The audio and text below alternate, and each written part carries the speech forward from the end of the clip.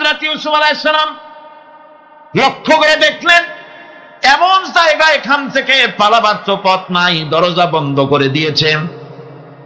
তিনি শুধু তখন কেবলমাত্র আল্লাহ রাব্বুল আলামিনকে ভয় করলেন। আল্লাহকে ভয় করে আল্লাহর নাম নিয়ে যখন তালাবদ্ধ দরজার দিকে দৌড় দিয়েছেন, আল্লাহ রাব্বুল আলামিন আপন কুদরতে তালাগুলি খুলে দরজা তার জন্য উন্মুক্ত করে দিলেন। ইউসুফ আলাইহিস সালামকে ফালাই দিয়ে এভাবে করে কাপড় এনে দিল তার সামনে, রক্তমাখা কাপড় পেয়ে হযরত ইয়াকুব আলাইহিস সালাম সন্তানদের মুখে কাহিনী শুনে তিনি কি বললেন? কোরআনে কারীম তা কোট করেছে, তিনি চিক দিলেন না, ফাল দিলেন না, ফিট হয়ে পড়লেন না। তিনি বললেন, কলিজার টুকরা সন্তান তার মরার খবর শুনেছেন। তিনি বললেন কি? ফাসাবরুন জামিলুন ওয়াল্লাহুল মুস্তাআনু আলা মা তাসিফুন। আমি উত্তম সবর অবলম্বন করব। তোমরা যে কাহিনী রচনা করেছো এর বেলায় আমি আল্লাহর কাছে সাহায্য চাই, আমি উত্তম সবর অবলম্বন করব। আমার ভাইয়েরা, 11 ভাই মনে করেছিল ইউসুফ আলাইহিস সালামকে মরণ কুয়ায় ফালাই দিছি। তারা তো ঠিক পায় নাই এটা মরণ কুয়া না, এটা হচ্ছে একটা সুড়ঙ্গ, যাকে ইংরেজিতে বলে টানেল। এটা এমন একটা সুড়ঙ্গ, ওরা মনে করেছে মরণ কুয়া, কিন্তু আল্লাহ রাব্বুল আলামিন এই কুয়াতে এমন বানালেন, ওরা একদিকে ফালাই দিল মরণ কুয়ায়, এই কুয়ার আর এক মুখ দিয়া আল্লাহ রাব্বুল আলামিন ইউসুফ আলাইহিস সালামকে নিয়ে মিশরের সিংহাসনে বসায়া দিলেন। এটা মরণ কুয়া নয়, এটা রাজ সিংহাসনে বসার সুড়ঙ্গ পথ। ইউসুফ আলাইহিস সালাম আজ প্রেসিডেন্ট, সুবহানাল্লাহ, প্রেসিডেন্ট হয়ে বসে আছেন। ওদিকে কেনানে অভাব লেগে গেছে, সেখানকার মানুষেরা সাহায্য নিতে এসেছে, ওই 11 ভাইও আসছে। হযরত ইউসুফ আলাইহিস সালাম দেখেই চিনে ফেলেছে, ওরা কিন্তু তখনও ঠিক পায় নাই। হযরত ইউসুফ আলাইহিস সালাম চিনে ফেলেছেন। এখন কি করা উচিত? সবগুলোকে ঠ্যাং উপরের দিকে উঠাইয়া তারপরে সমানে ধোলাই দেওয়াই তো স্বাভাবিক ছিল, আমাদের মতো মানুষ হইলে, ঠিক কিনা? ঠিক তো বলবেনি, অভ্যাস তো এটাই। হযরত ইউসুফ আলাইহিস সালাম তাদের সামনে পরিচয় দিলেন। তারা যখন বুঝতে পারল, লজ্জায় তাদের মাথা হেট হয়ে গেল। হযরত তার এক তো লজ্জা, আর 2 নম্বরের ভয়, জান নিয়ে কেনানে কেউ ফিরে যাইতে পারবো না। এখন অবস্থা হয়েছে যে জীবনই যায় নাকি এখানে। হযরত ইউসুফ আলাইহিস সালাম ভাইদের এই করুণ দুরবস্থা বুঝতে পারলেন, বুঝে চরম ধৈর্য ধরে তিনি কি বললেন? তিনি বললেন, লা তাসরিবা আলাইকুমুল ইয়াউম। ও ভাইরা, তোমাদের বিরুদ্ধে আমার কোনো ক্ষোভ নাই, দুঃখ নাই, বিদ্বেষ নাই, হিংসা নাই, আল্লাহর রাস্তায় মাফ করে দিলাম। আল্লাহু আকবার, সুবহানাল্লাহ। এর নাম পয়গম্বর। এর নাম কি? পয়গম্বর। কিসের লেনিন, কিসের মার্কস? জওয়ানেরা, ভুল পথে মানুষ চলেছিল, আলহামদুলিল্লাহ আল্লাহ এগুলারে ডাস্টবিনে ফালাই দিছে। কারণ আলহামদুলিল্লাহ, আলহামদুলিল্লাহ। পয়গম্বর কারে বলে? কারে বলে পয়গম্বর? কি চরিত্র! রাসূল করিম সাল্লাল্লাহু আলাইহি ওয়াসাল্লাম তাকে একজন সাহাবী বলছিলেন, হুজুর বলছেন এই কামটা করলা না কেন? সাহাবী বললেন, হুজুর আপনি যদি চোখের ইশারায় বলতেন, মুখ দিয়ে না কইয়া, তাও তো আমি কামটা করে ফেলতাম, আমি তো বুঝি নাই। হুজুর বললেন, চোখের ঠারে ঠারে কাজ করা নবুয়তের শান নয়। আল ওয়াদুহু ওয়াস সারাহা, নবীরা যা করেন তা ডাইরেক্ট, কোনো বক্রতা নাই, স্পষ্ট কথা। আমার ভাইরা, হযরত ইউসুফ আলাইহিস সালাম বিনিয়ামিনকে কাছে নিয়ে পরিচয় দিলেন তার ভাইদের সামনে। কোরআনে কারীম বলছে, ক্বালা আনা ইউসুফ ওয়া হাদা আখি قد من الله علينا إنه من يتقي ويصبر فإن الله لا يضيع أجر المحسنين আমি ইউসুফ আর এই হচ্ছে আমার ভাই। আল্লাহ আমাদের উপরে ইহসান করেছেন। প্রকৃতপক্ষে যারা আল্লাহকে ভয় করে এবং সবর এখতিয়ার করে, আল্লাহ এভাবে তাদেরকে তাদের আমলকে নিষ্ফল হতে দেন না। আমার এই জামাটা নিয়ে যাও।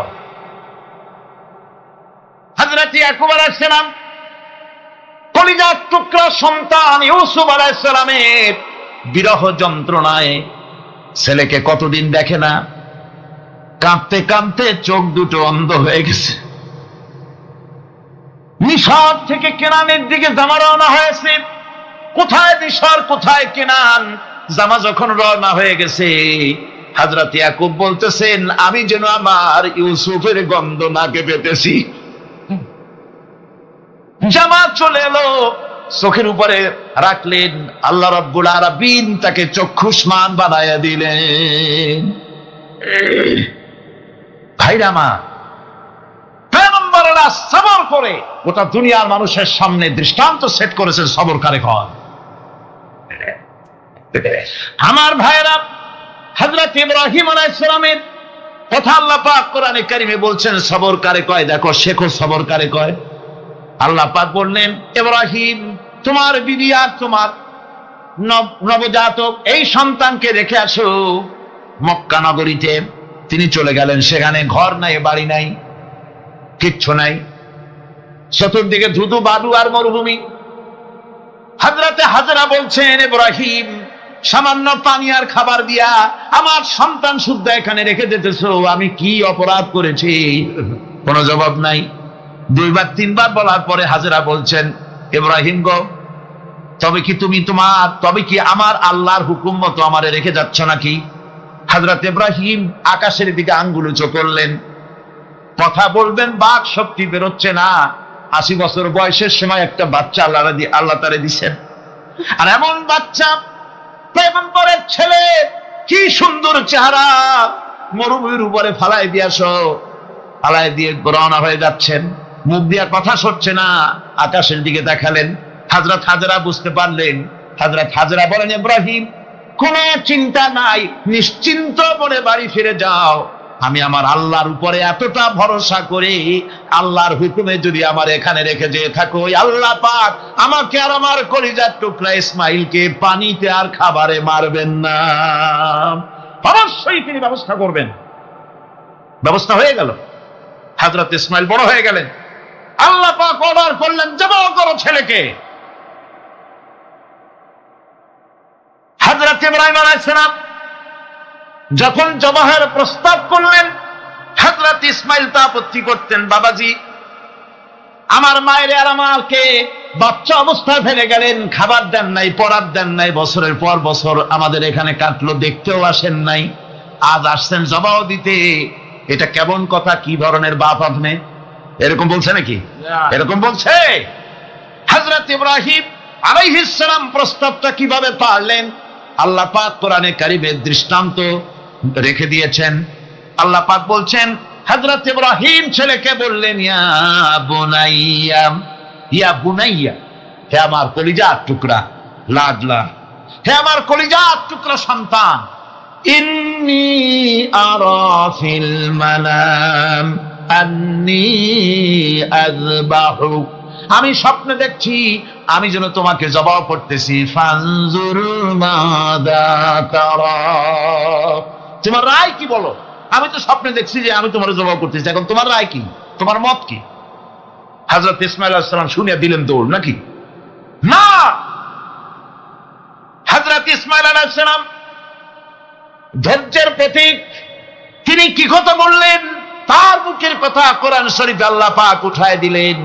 হযরত ইসমাঈল বললেন, ইয়া আবাতি ফাআল মা তু'মারু সাতাজিদুনি ইনশাআল্লাহু মিনাস সাবিরিন, হে আমার পিতা, আপনি যে ব্যাপারে আদিষ্ট হয়েছেন আপনি তা পালন করুন, অবশ্যই আমাকে ধৈর্যধারীদের মধ্যে পাওয়া যাবেন। সুবহানাল্লাহ। এক বর্ণনায় এসেছে, হযরত ইসমাঈল বললেন, আব্বাজান, আমি ধৈর্যধারীদের ভিতরে আমারে পাবেন, তবে জবাহ করার আগে আমার হাত পাটা একটু বেঁধে নেন। কারণ জবাহের যন্ত্রণায় আপনার গায়ে যদি আমার হাত পা লেগে যায় তো বেয়াদবি হয়ে যেতে পারে। আর আমি মরে আমার জবাহ হয়ে যাওয়ার পর আমার রক্ত মাখা জামাটা নিয়া আমার মা হাজেরারে দিবেন, কারণ তাকে মা বলবার মতো আর তো কেউ নাই। হযরত ইব্রাহিম তাকে বাঁধবার জন্য প্রস্তুতি নিলেন। হযরত ইসমাইল বলছেন, আব্বাজান বাঁধবেন না, বাঁধার প্রয়োজন নাই। বলে কেন? একবার বাঁধতে বললে আবার তুমি নিষেধ করছো কেন? ছেলে বলছেন, আব্বাজান বাঁধবো না এই জন্যে, হয়তো কিয়ামতেই প্রশ্ন উঠতে পারে যে আল্লাহর হুকুমে রাজি ছিল না বলে হাত পা বাঁধা জবাহ করছে। আমি এই সুযোগ দিব না, আপনি জবাহ করেন, আমি এতটুকু নড়াচড়া করব না। ধৈর্যের চরম প্রতীক হযরতে ইসমাইল আলাইহিস সালাম দেখাই দিয়েছেন ধৈর্য কারে কয়।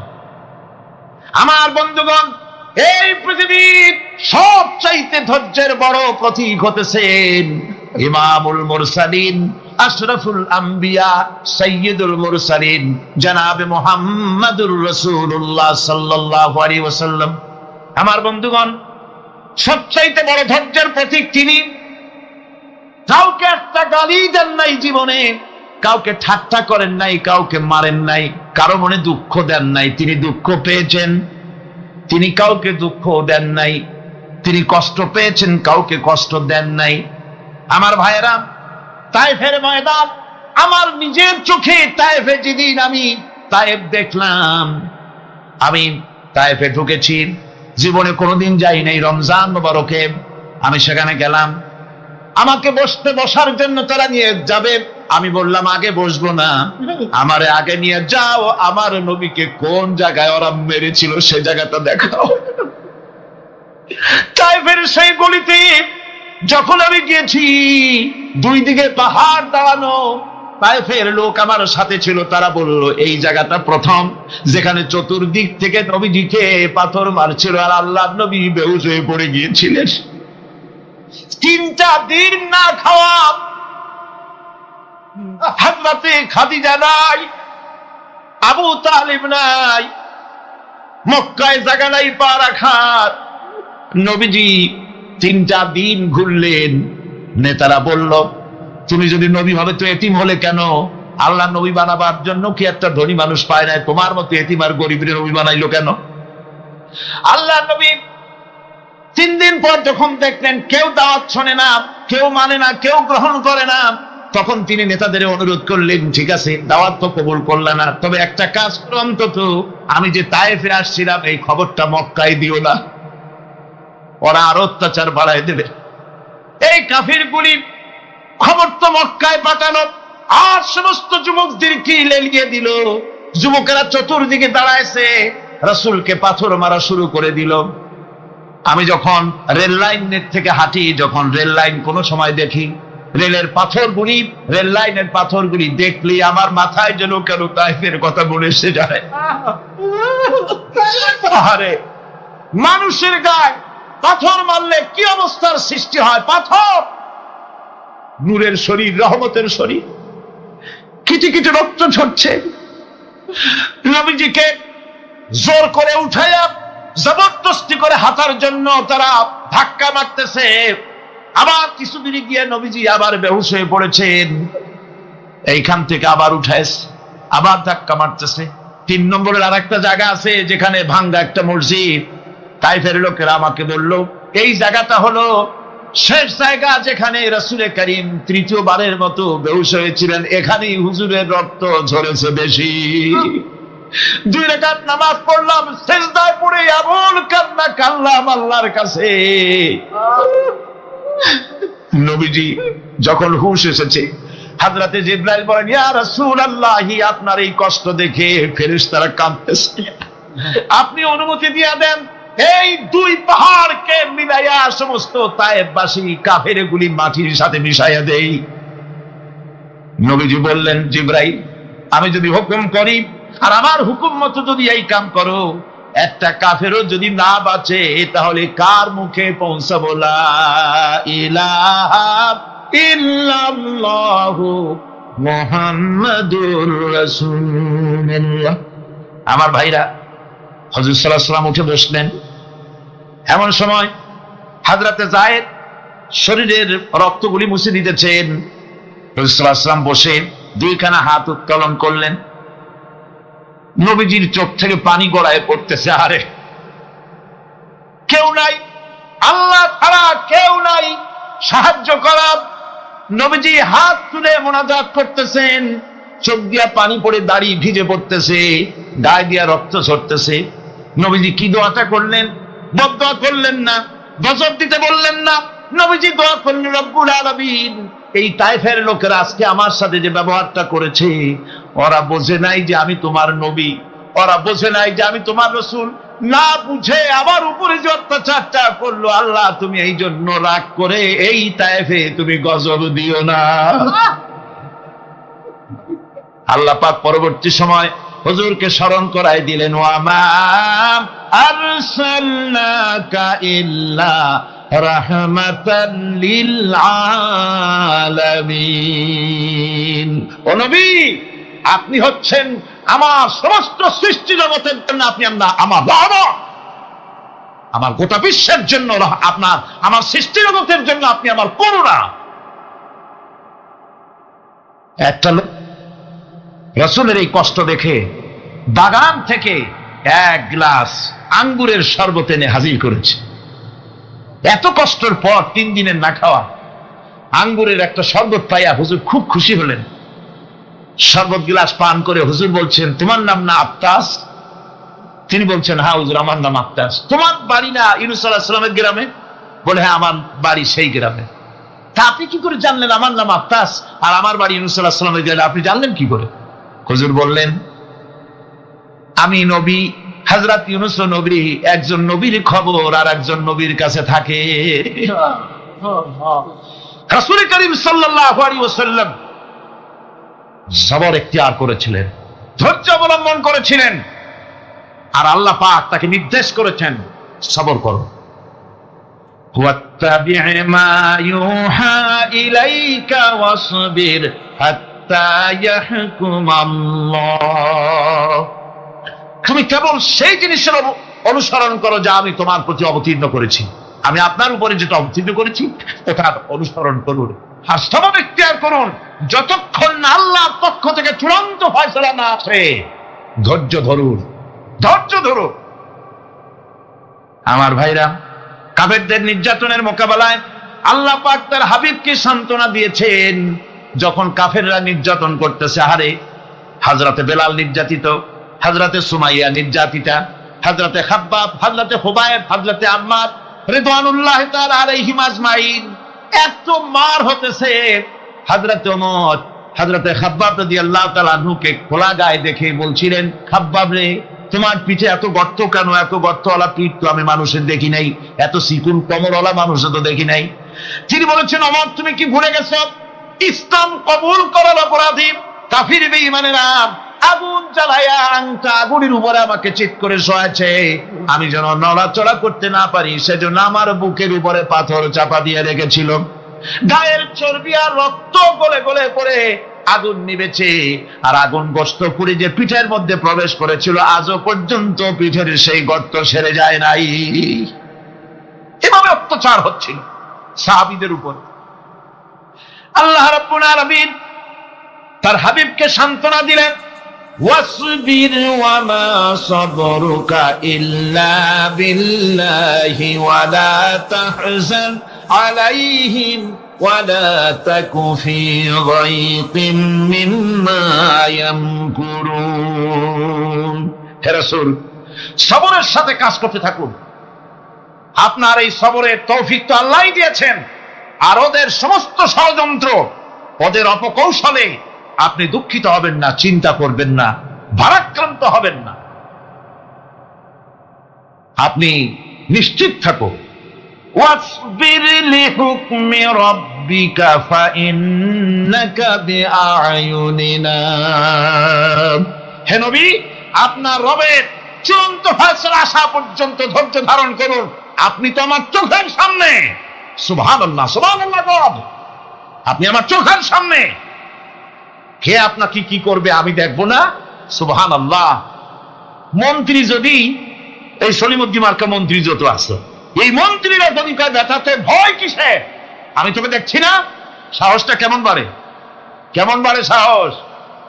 আরে কোনো মন্ত্রী ছাতা মাতা না, কোন প্রেসিডেন্ট রাজা বাদশা না, আকাশ আর জমিনের মালিক আমার আল্লাহ রাব্বুল আলামিন বলছেন, হাবিব কোন চিন্তা নাই, আপনি আমার চোখের সামনে।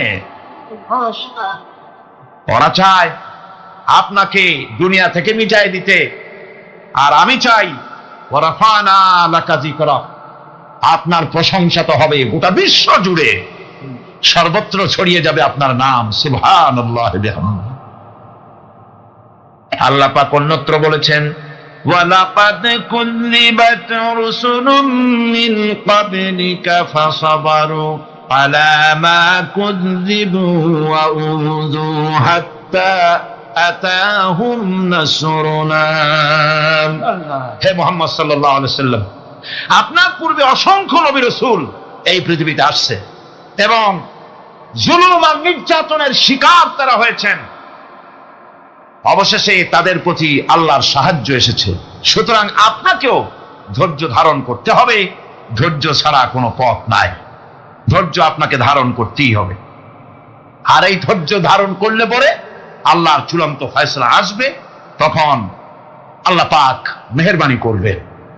আমার ভাইরা, এই ধৈর্য পৃথিবীর সমস্ত পয়গম্বরেরা ধৈর্য অবলম্বন করেছেন, কখনো অধৈর্য হন না। দিন কায়েমের সংগ্রামে নবী রাসূলগণ দারুণ ভাবে সবর ইখতিয়ার করেছেন। বৃদ্ধবাদীদের সকল রকমের নির্যাতন, অপকৌশল, ষড়যন্ত্র, এই সব কিছু মোকাবেলা করেছেন ধৈর্যের নীতি অবলম্বন করি। কখনো ধৈর্যচ্যুতি তাদের মধ্যে ঘটেনি, বরং আল্লাহ রাব্বুল আলামিন তাদের প্রতি সন্তুষ্ট হয়েছেন। যারা এই ধৈর্য ধরেছে তাদের উপরে সন্তুষ্ট হয়ে আল্লাহ রাব্বুল আলামিন বলেছেন, ওয়া কাআইয়্যিম মিন নাবিয়্যিন কাতালা মাআহু রিব্বিয়ুনা কাসীর। এর আগে অনেক নবী এসেছিলেন যাদের সাথে বহু আল্লাহওয়ালা লোক লড়াই করেছেন। ফামা ওয়াহানু লিমা আসাবাহুম ফি সাবিলিল্লাহি ওয়া মা যাফু ওয়া মাস্তাকানু। আল্লাহর পথে তাদের উপর যত বিপদ এসেছিল তারা হতাশ হয়ে পড়েন নাই, দুর্বলতা দেখাননি, বাতিলের সামনে মাথাও নত করেন। ওয়াল্লাহু ইউহিব্বুস সাবিরিন। আর আল্লাহ পাক ধৈর্যশীল যারা, তাদেরকে আল্লাহ পাক ভালোবাসেন। আমার ভাইরা, ধৈর্যের পরিচয় রাসূল করিম সাল্লাল্লাহু আলাইহি ওয়াসাল্লাম উহুদের ময়দানে যখন আক্রান্ত হয়ে গেলেন, চতুর্দিকে কাফেররা ঘিরে ধরেছে, বাঁচার কোনো পথ নাই। সাহাবায়ে কেরাম রাসূলকে পাহারা দিলেন। যারা রাসূলকে পাহারা দিতে দাঁড়াইছেন, জীবন দিয়া পাহারা দিতে দাঁড়ায় গেছে, রাসূলের দিকে মুখ দিয়া, পিঠটা বাইরের দিকে দিয়ে রাসূলকে পাহারা দেওয়া শুরু করেছেন। হুজুরকে পাহারা দিতে যারা দাঁড়িয়েছিলেন, কাফের কর্তৃক নিক্ষিপ্ত কি তীরগুলি এসে যখন বিঁধতেছিল, শুধু একজন সাহাবী হযরত তালহার পিঠের ভিতরে রাসূলকে হেফাজতের জন্য 80টা তীর একজনের পিঠের মধ্যে গিয়ে ঢুকেছে। এক অসতর্ক মুহূর্তে নবীজির জানদান মুবারক শহীদ হয়ে গেল, শিরস্থান ভেঙে গেল, লোহার কড়া প্রবিষ্ট হয়ে গেল কপালের ভিতরে। হুজুর মাথা ঘুরে পড়ে গেলেন। হযরত আবু উবাইদা রাদিয়াল্লাহু তাআলা আনহু হুজুরের মস্তক মুবারককে করে নিয়ে তারপরে বহু কষ্ট করে মাথা থেকে লোহার কড়া বের করলেন। এবার ওই কড়ার ছিদ্র দিয়ে রক্ত আসতেছে, মুখ দিয়ে রক্ত পড়তেছে, দাড়ি ভিজে যাচ্ছে। বুখারী শরীফে এসেছে, আল্লাহর নবী দুইখানা হাত নিজের চেহারার উপরে মলে আনে টাটকা রক্ত চোখের সামনে দেখে বলছেন, আহারে, এই কওমের ফালাত কি করে হবে, এই কওমের মুক্তি কি করে হবে, এই কওমের নাজাত কি করে হবে, যে কওম তার নবীর চেহারা রক্ত দিয়ে আল্লাহ বানাইয়া দিল। নবীজি বললেন, আল্লাহুম্মা গফিরলি কওমি ফাইন্নাহুম লা ইয়ালামুন। আয় আল্লাহ পাক, আমার এই কওম বুঝতে পারে না, ওদেরকে মাফ করে দাও। খবর ছড়িয়ে গেল নবীজি শহীদ হয়ে গিয়েছেন। খবর ছড়িয়ে গেল চতুর্দিকে, মদিনায় খবর ছড়িয়ে গেল, মানুষ পাগলের মতো দৌড়ানো শুরু করে দিল। এক মেয়ে লোক দৌড়াচ্ছে উহুদের দিকে, কয়েকজন সাহাবীর সঙ্গে দেখা। তারা জিজ্ঞেস করলেন, দৌড়াও কেন মহিলা, যাও কই? কয় উহুদের দিকে যেতেছি। কয় যায় তো কোনো লাভ নাই, যেহেতু তোমার যে স্বামী এসেছিলেন জিহাদের ময়দানে তিনি তো শহীদ হয়ে গেছেন। মহিলা বলতেছে, কে শহীদ হয়েছে শুনতে চাই না, আগে বলো নবীজি কেমন আছে। আবার কিছুক্ষণ পর আর কয়েকজনের সঙ্গে দেখা। তারা বলছে, মেয়ে লোক দৌড়াও কই? যাচ্ছি উহুদের দিকে। তারা বলছেন যে কোনো লাভ নাই, তোমার যে দুইটা কলিজার টুকরা সন্তান উহুদে এসেছিল দুটোই শহীদ হয়ে গেছে। মা বলতেছে, ও সাহাবী, কে শহীদ হয়েছে শুনতে চাই না, তাড়াতাড়ি করে বলো আল্লাহর নবী মুহাম্মদুর রাসূলুল্লাহ সাল্লাল্লাহু আলাইহি ওয়াসাল্লাম কেমন আছেন। দৌড়াতে দৌড়াতে উহুদের মাঠে সাহাবায়ে কেরাম পরিবেষ্টিত। আল্লাহর নবীর কাছে গিয়ে হুজুরের জীবিত চেহারা মোবারকের দিকে তাকায়া মেয়ে লোকটি কাঁদতেছে আর বলতেছে, ইয়া রাসূলুল্লাহ, আমার স্বামী মরা শোক, আমার কলিজার টুকরা দুইটা সন্তান মরা শোক, আমার কলিজা থেকে মুছে গেছে, আপনি বেঁচে আছেন, তামাম মুসলমানদের এর চাইতে বড় সান্ত্বনা আর নাই। ভাইরা আমার, রাসূল করিম সাল্লাল্লাহু আলাইহি ওয়াসাল্লাম এভাবে করে ধৈর্যের পরিচয় দিয়েছেন। গালাগালি দেন নাই, রাগ করেন নাই, বদদোয়া করেন নাই। সুবহানাল্লাহ কোন, সুবহানাল্লাহ।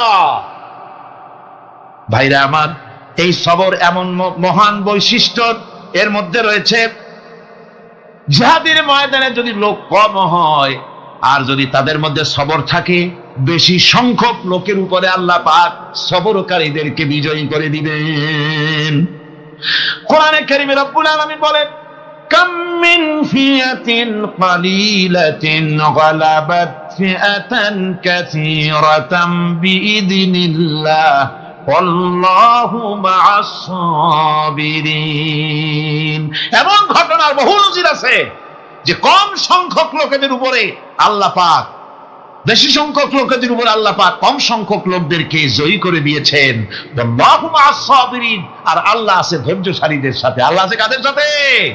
দেখেন না বদরের কামটা, বদরের ময়দান, 313 জন মুসলমান, অস্ত্রপাতি নাই, সামান্য সামান্য অস্ত্র, আর কাফেরেরা এসছে হাজারেরও বেশি।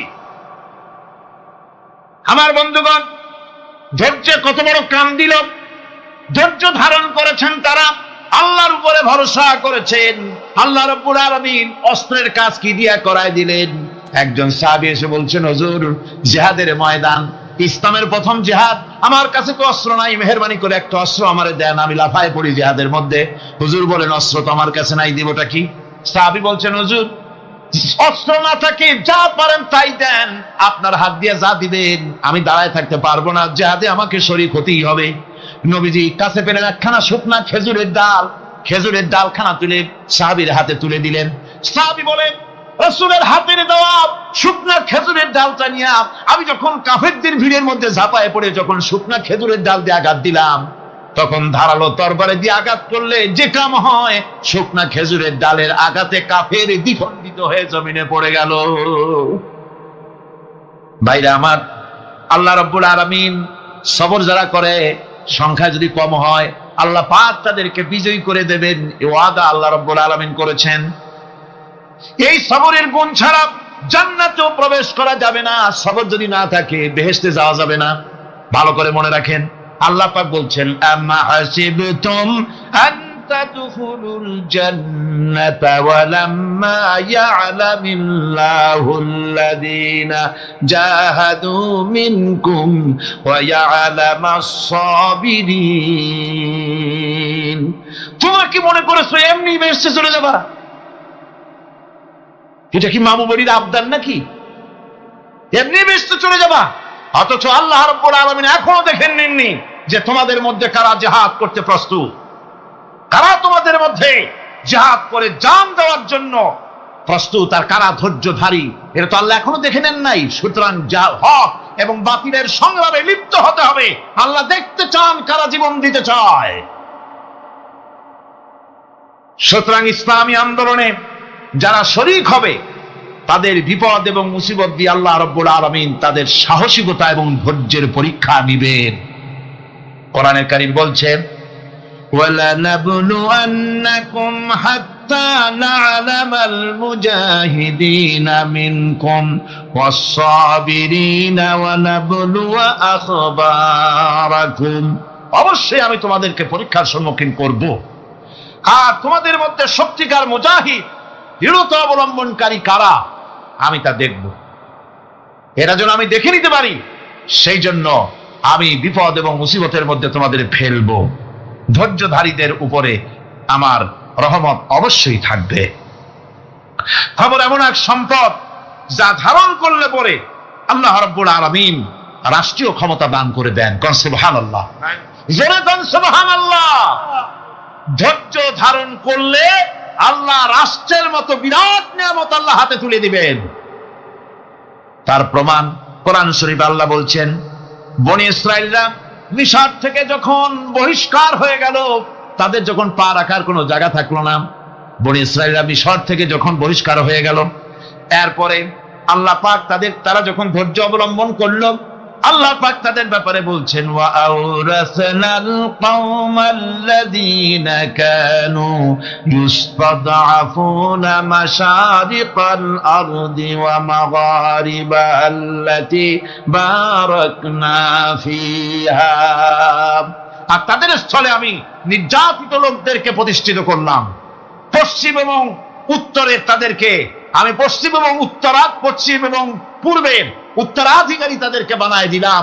বিরাট এলাকা তাদের হাতে আমি তুলে দিলাম। ওয়া তাম্মাত কালিমাতু রাব্বিকাল হুসনা আলা বানি ইসরাঈলা বিমা সাবারু। আর এভাবে করে আল্লাহ পাক তার কথাকে পূর্ণ করলেন বনি ইসরাইলদের উপরে। সবর এখতিয়ার করার জন্য, ধৈর্য ধরার কারণে আল্লাহ পাক রাষ্ট্রের মালিক তাদের বানায় দিলেন। যেরকম সুবহানাল্লাহ।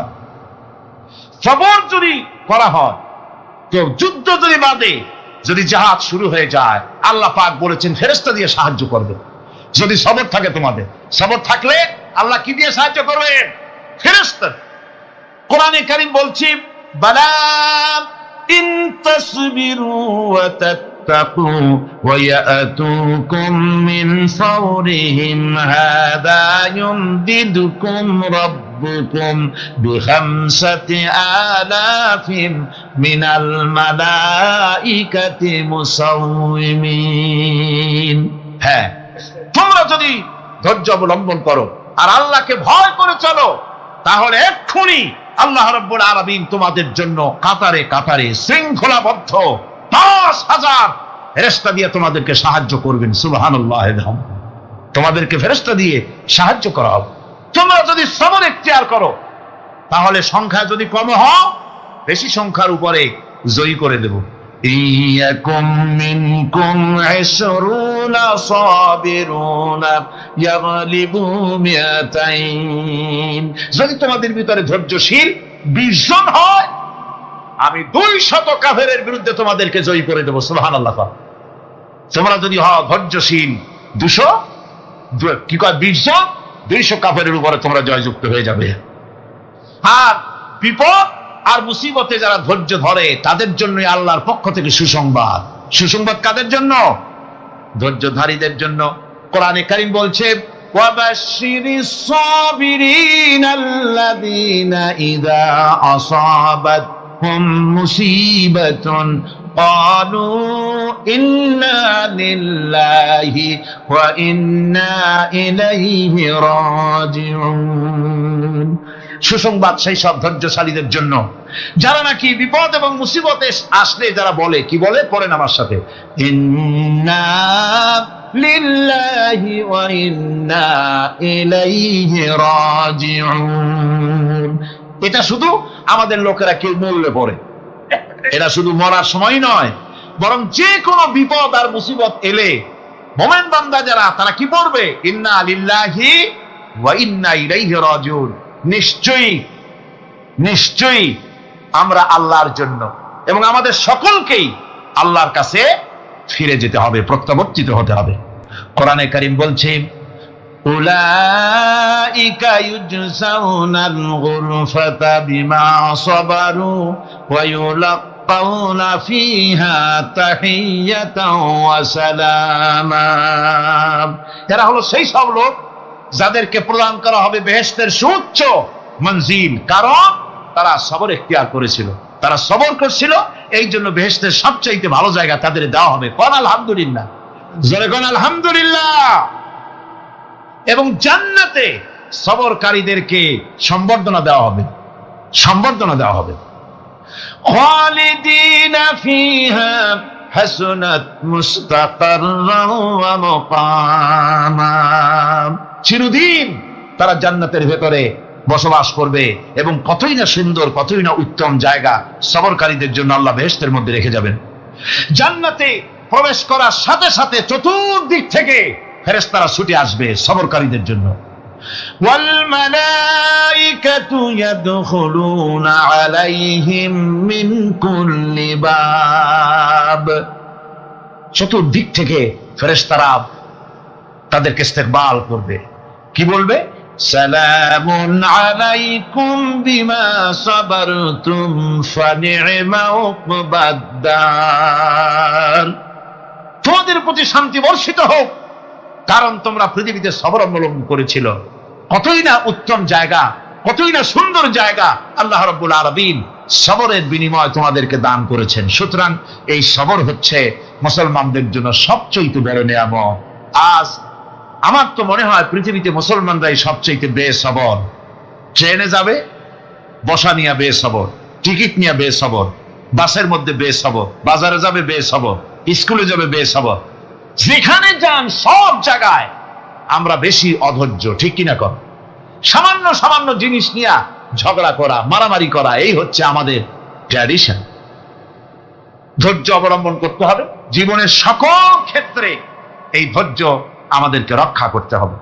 এই ধরনের ধৈর্য যদি আমরা অবলম্বন করতে পারি, তাহলে আল্লাহ পাক বলছেন উলাইকাল্লাযীনা সাদাকু ওয়া উলাইকা হুমুল মুত্তাকুন। এরাই হলো ঈমানের দাবিতে সত্যবাদী। কোন আলহামদুলিল্লাহ। কারা কারা? না না, শুধু সবরকারী না। এই যে 10টা পয়েন্ট বলা হলো, কয়টা পয়েন্ট বলা হয়েছে? 10টি পয়েন্ট। সেই 10টি পয়েন্ট যারা পালন করবে এরা হলো ঈমানের দাবিতে সত্যবাদী, আর এরাই হচ্ছে প্রকৃতপক্ষের মুত্তাকি। আমরা মুত্তাকি বুঝি দাঁতে ছাতা, দাড়ি টাড়ি আশ্রয় না, জাব্বা জুব্বা গায়ে দিয়ে কোনো জায়গায় পড়ে থাকে, হ্যাঁ, এটা ধরে মুত্তাকি, খুব পরহেজগার। সালার চট্টর যদি পড়ে তাহলে তো আরো বড় পরহেজগার। জি, আর যদি কাপড় চোপড় মোটেও না থাকে তাহলে তো খাজা বাবা হয়ে গেল। জি, নাউযুবিল্লাহ মিন যালিক। আর আল্লাহ বলছে মুত্তাকি কারে কয়? শোনো, এরে কয় মুত্তাকি যাদের মধ্যে এই 10টা গুণ আছে। এই 10টি সত্য যদি সম্পাদন করতে পারি, যদি আমল করতে পারি, জীবন ধন্য হয়ে যাবে। সেই 10টি কথা আমি আবার আপনাদের স্মরণ পটে তুলে দিতে চাই, প্যাকেট করে পকেটে উঠাই দিতে চাই, যেন বাড়ি নিয়ে যেতে পারেন। 1 নম্বর হচ্ছে 10টি পয়েন্টের 1 নম্বর আল্লাহর প্রতি ঈমান। 1 নম্বরে আল্লাহর প্রতি ঈমান, 2 নম্বরে পরকালের প্রতি ঈমান, 3 নম্বরে ফেরেশতাদের উপর ঈমান, 4র্থ নম্বরে কিতাবের প্রতি ঈমান, 5ম নম্বরে নবীদের প্রতি ঈমান, 6ষ্ঠ নম্বরে সহায় সম্বলহীন, নিকটবর্তী আত্মীয়, ইতিম, মিসকিন, প্রবাসী, মুসাফির, সাহায্য প্রার্থী, এদেরকে মুক্ত করার জন্য এদেরকে সাহায্য প্রদান করা, 7 নম্বরে নামাজ প্রতিষ্ঠা করা, 8 নম্বরে যাকাত আদায় করা, 9 নম্বরে ওয়াদা পালন করা, 10 নম্বরে সবর এখতিয়ার করা। কয়টা হইল? এই 10টি কাজ যদি আমরা পালন করতে পারি, বিপদে মুসিবতে ধৈর্য ধারণ করতে পারি, যত মুসিবত আসুক, আসলে এগুলি কিছু না। মুসিবত আল্লাহ টেস্ট করবেন, মুসিবত দিয়া আল্লাহ টেস্ট করেন। দেখা যায় যে এদের শক্তি খুব বেশি, চোখে আপনি দেখতে পারেন, কিন্তু আল্লাহ বলছেন ইন্না কায়দাশ শায়তানে কানা দাঈফা। বাতিলরা হলো শয়তান। বাতিলরা কি? আর ওদের চক্রান্ত আসলেই দুর্বল। এদের চক্রান্ত আসলে কি? দুর্বল। কাজেই এগুলিকে ভয় করা যাবে না। বিপদে মুসিবতে ধৈর্য ধারণ করে যদি অগ্রসর হওয়া যায়, তো আল্লাহ রাব্বুল আলামিন এই 10টি পয়েন্ট যদি আমল করা যায়, দুনিয়াও শান্তি পাবো, আখিরাতেও শান্তি পাবো। যত মুসিবত আসুক, বিপদ আসুক, ধৈর্যের সাথে মোকাবেলা করতে হবে। ধৈর্যের অর্থ কি? আমি আগেই বলেছি, ধৈর্যের অর্থ হচ্ছে অবিচলতা, দৃঢ়তা, বরদাস্ত করা, সহিষ্ণুতা, ধীরতা, স্থিরতা। ধৈর্যের অর্থ এটা নয় একজন একটা থাপ্পড় মারলো আর আপনি বলবেন যে বাবা ব্যথা পাইছে নাকি, তাহলে আর একখান থাপ্পড় দিয়া দাঁত আমার সবগুলো ভালাই দেন। এর নাম ধৈর্য নয়। ধৈর্য হচ্ছে পরিস্থিতির মোকাবেলা করতে হবে সাহসিকতার সাথে, এর নাম হচ্ছে ধৈর্য। ওই যে আমি একটা দৃষ্টান্ত দিয়ে থাকি, এক সাপ একবার মুরিদ হয়েছিল এক পীর সাহেবের কাছে। পীর বলছিলেন যে আমি তো এইসব সাপ টাপ মুরিদ বানাই না। না হুজুর, আমারে বানা। তারপরে মুরিদ বানায় কিছু অজিফাতারে শিখাই দিল আর বললো খবরদার কাউকে দংশন করবা না। ঠিক আছে, সে যায়া জিজ্ঞাসা শুরু করে দিয়েছে। এর মধ্যে জমিনে রাখাল আসছে, ধান কাটছে, ধানগুলো নিবি কি করে, দড়ি দড়ি পাচ্ছে না। তো কি করা যায়, বাঁধবে কি দিয়া? সন্ধ্যার পরে অন্ধকারে দেখে যে দড়ি একটা পড়ে আছে। ও যে কি দড়ি তা তো ওরা বোঝে না। ওইটারে নিয়া ধান রে ফেসাইয়া লেজ দিয়ার মাথা দিয়ে এরকম করে বাসেটারে দিয়ে বাঁধছে। সাপ তখন বলতেছে, হায় হায় রে, কেবল যে মুরিদ হইছি, তা না হলে তুই ঠিক পাইছি যে আমি কি ধরনের দড়ি। এরপরে নিয়ে বাড়ি নিয়ে ভালাই দেশে ওটারে খুলে, সাপটার ঘাড় গেছে মস্কিয়া। বহুত কষ্ট করে হুজুরের বাড়ি গিয়ে হাজির, কয় যে হুজুর কি একখান জিকের শিখাইলেন, আমার তো ঘাটটার মস্কে শেষ। আশ্চর্য কথা, কত মানুষ মুরিদ হইলো, কত কিছু মুরিদ হইলো, কারো তো জিকের করলে ঘাড় মস্কে যাবে কেন, এটা কেমন কথা? কয় হুজুর ঘটনাই। আরে বেটা ঘটনা এইটা, তুই কি করছিলি? কয় যে আপনি যে নিষেধ করছেন দংশন করতে, আমি তো দংশন করতে পারিনি। আরে বেটা, দংশন করতে নিষেধ করছিলাম, ফোঁস করতে তো নিষেধ করি নাই। তোরে যখন দড়ি মনে পেরে হাত দিছিল, ফোঁস করে উঠতি, ওই রাখা লাভ দিয়া বন আর পার হইয়া দিল্লি চলে যেত। কাজী ধৈর্যের মানে শীত হয়ে পড়ে না। ধৈর্য মানে অবিচলতা, দৃঢ়তা নিয়ে শক্তি সঞ্চয় করে আল্লাহর উপরে ভরসা করে বাতিলের বিরুদ্ধে ঝাঁপিয়ে পড়তে হবে, বাতিল উৎখাত হতে বাধ্য হবে। অনাটনে, বিপদে, মুসিবতে আর হক আর বাতিলের সংঘর্ষ চলাকালীন ধৈর্য ধারণ করা, এটা হলো সবচাইতে একটা বড় কোয়ালিটি। কোরআনে কারিমে সবর শব্দটি সবচাইতে বেশি ব্যবহার করা হয়েছে। সর্বাধিক ব্যবহৃত শব্দ কোনটি? সবর। সবর আরবি একটি মৌলিক শব্দ, এমন একটি মৌলিক শব্দ যার তাৎপর্য অন্য কোন ভাষা দিয়া খবরটা বললে যেমন বোঝানো যায়, অন্য কোন ভাষা দিয়া এটার অর্থ করে এটার হক আদায় করা সম্ভব না। আর এই সবর কোরআনে কারিমে বিভিন্ন জায়গায় বিভিন্ন অর্থে ব্যবহার হয়েছে। যেমন সবর শব্দের অর্থ হচ্ছে অবিচলতা, বাংলায় যা বোঝানো যায়। সবর শব্দের অর্থ হচ্ছে অবিচলতা, দৃঢ়তা, সহিষ্ণুতা, মন মেজাজের সমতা, ধীরতা, স্থিরতা, কষ্ট সহিষ্ণুতা, বরদাস্ত করা। এগুলি এই সবরের এই শব্দ, এই অর্থগুলি কোরআনে কারিমের বিভিন্ন জায়গায় বিভিন্ন রকম এটাকে ব্যবহার করা হয়েছে। সবর একটি মৌলিক মানবীয় গুণ। এই গুণ যার মধ্যে আছে, সে তার নৈতিকতার শীর্ষে পৌঁছে যেতে পারে। আর এই গুণটি যার মধ্যে অভাব, এই সবর যার ভিতরে নাই, সে মানুষের পর্যায়ে পড়ে না। কোরআনে কারিমে উল্লেখ করা হয়েছে অত্যাচারের মোকাবেলায় আম্বিয়ায়ে কেরাম যা বলেছেন সেটা হলো এই, ওয়ামা লানা আল্লা নাতাওয়াক্কালা আলাল্লাহি ওয়া ক্বাদ হাদানা সুবুলানা। আল্লাহ পাক বলেন, পয়গম্বররা বলেছেন আমরা আল্লাহর উপরে ভরসা করব না, তো কার উপরে ভরসা করব? তিনি তো আমাদেরকে সঠিক পথ দেখিয়েছেন, সঠিক রাস্তা আমাদের দেখিয়েছেন, সুতরাং তার উপরেই তো আমরা ভরসা করব। وَلَنَصْبِرَنَّ عَلَى مَا آذَيْتُمُونَا وَعَلَى اللَّهِ فَلْيَتَوَكَّلِ الْمُتَوَكِّلُونَ।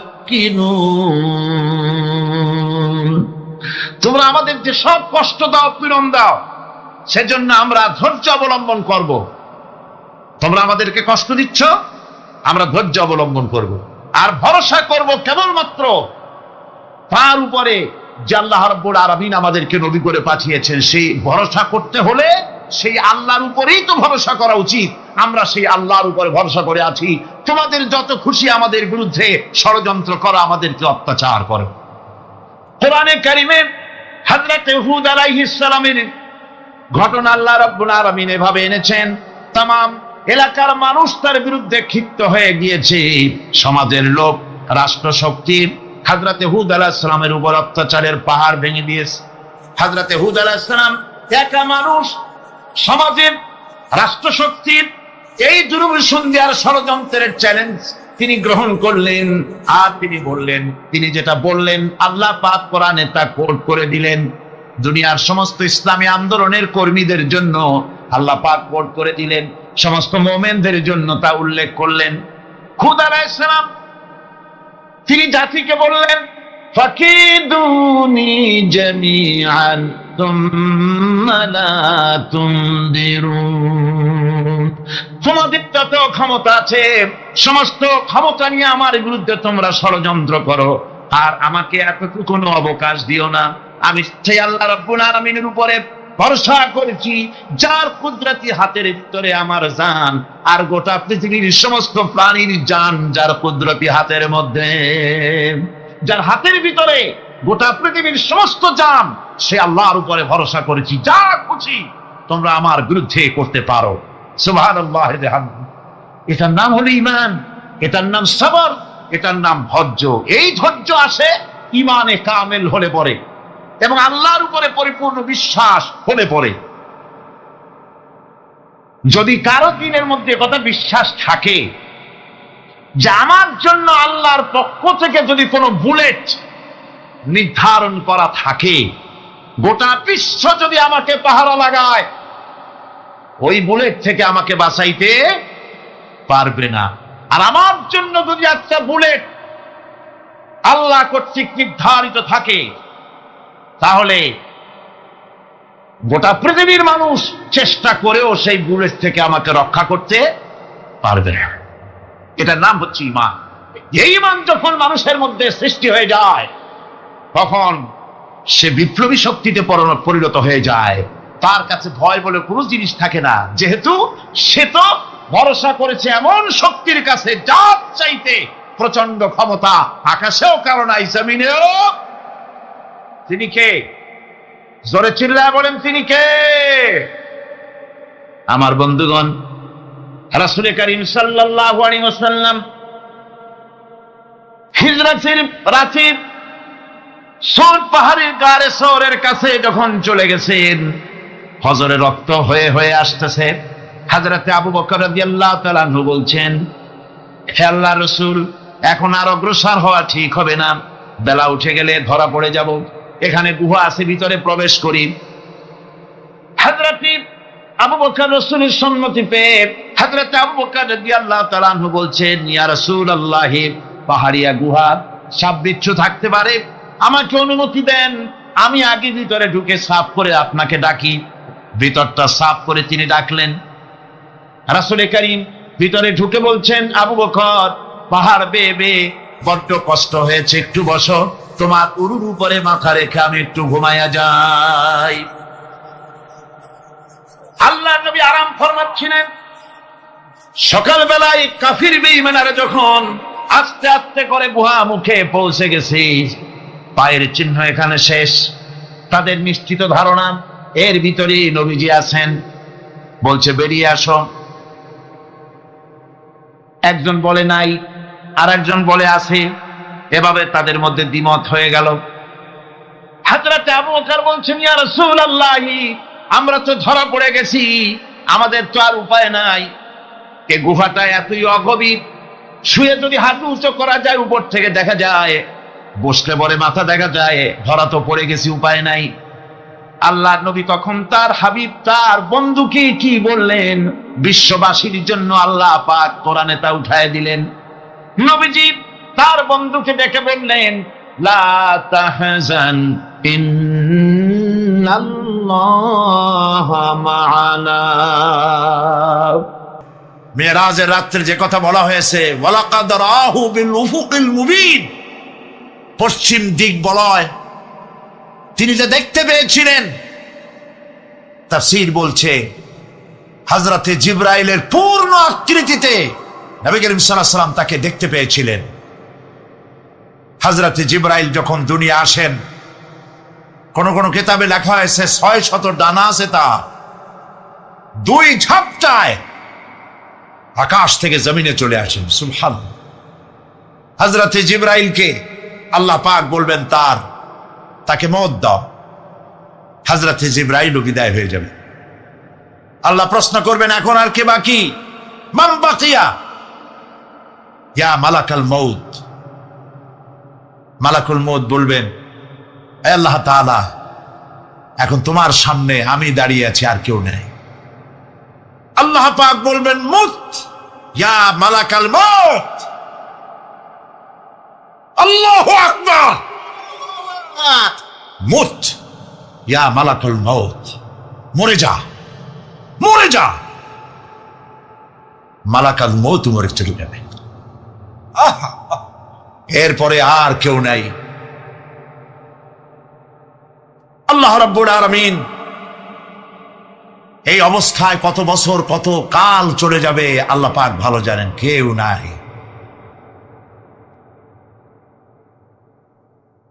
আজকের রাজত্ব কার? আল্লাহ প্রশ্ন করবেন, আজকের রাজত্ব কার? আল্লাহ পাক আওয়াজ দিবেন, বলবেন, আজকের রাজত্ব কার? কোন জবাব নাই, আকাশের নাই, জমিনের নাই, আকাশও তো নাই, কারো কোনো জবাব নাই। আল্লাহ পাক বলবেন, লিল্লাহি ওয়াহিদুল কাহ্হার।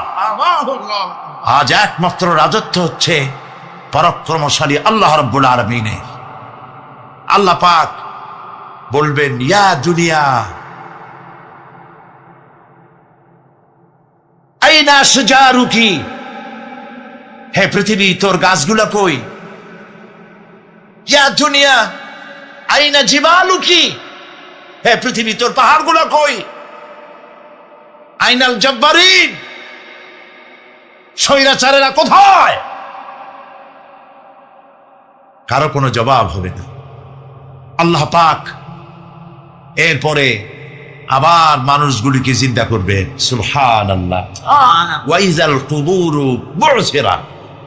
যা কিছু মাটির মধ্যে লুক্কায়িত ছিল সবগুলি আল্লাহ পাক বের করে নিয়ে আসবেন। হাসরের ময়দান হবে, উপস্থিত হবে সমস্ত মানুষ। কেউ পলায় থাকতে পারবে না কোথাও। কুমিরে যারে খাইছে, বাঘে যারে খেয়েছে, আগুনে যারে পোড়াইছে, পানিতে যে পচে গেছে, পোকামাকড়ে যারা খেয়েছে, কোনো পথ নাই। সবাই আল্লাহর দরবারে উঠবে। পায়ে জুতা নাই, মাথায় কাপড় নাই, পরনে কোনো কাপড় চোপড় নাই, উলঙ্গ উলঙ্গিনী। উম্মুল মুমিনিন হযরতে আয়েশা সিদ্দিকা রাদিয়াল্লাহু তাআলা আনহা, নবী করিম সাল্লাল্লাহু আলাইহি ওয়াসাল্লামের জবান মোবারকে এটা শুনে কেঁদে ফেললেন। বললেন, ইয়া রাসূলুল্লাহ, আমারও কি সেই অবস্থা হবে? তিনি বললেন, হ্যাঁ। উম্মুল মুমিনিন বললেন, ইয়া রাসূলুল্লাহ, তখন কি আমার শরম হবে না? আল্লাহর নবী বললেন, কিয়ামতের এই বিভীষিকাময় দৃশ্য দেখে মানুষ মানুষের দিকে তাকাবার কোনো হুঁশ থাকবে না। সব মানুষ উপরের দিকে তাকায় থাকবে, নিচে তাকাবার কারো কোনো ক্ষমতা থাকবে না। মানুষ অস্থির হয়ে যাবে। সেই হাসরের ময়দান বিচারক আল্লাহ রাব্বুল আলামিন প্রত্যেকটি মানুষকে তার কৃতকর্মের জন্য হিসাব দিতে হবে। আল্লাহ রাব্বুল আলামিন বলেন, পরকালীন জীবনের ব্যবস্থাপনাটা কেমনে হবে শোনো। ইন্নাস সামআ ওয়াল বাসারা ওয়াল ফুআদা কুল্লু উলাইকা কানা আনহু